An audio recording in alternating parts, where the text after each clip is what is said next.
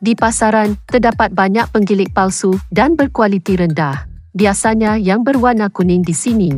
Kawan-kawan, dan ini adalah penggilik saya yang paling berkesan. Mesin Senaman Perut 2024. 4 roda kuasa. Reka bentuk yang tebal dan kukur. Sangat tinggi rangka penahan beban. Kedua-dua kanak-kanak dan orang dewasa boleh menggunakannya dengan baik. Meningkatkan kesihatan fisiologi lelaki. Mengurangkan sakit belakang dan sakit sendi. Membakar lemak dengan sangat berkesan.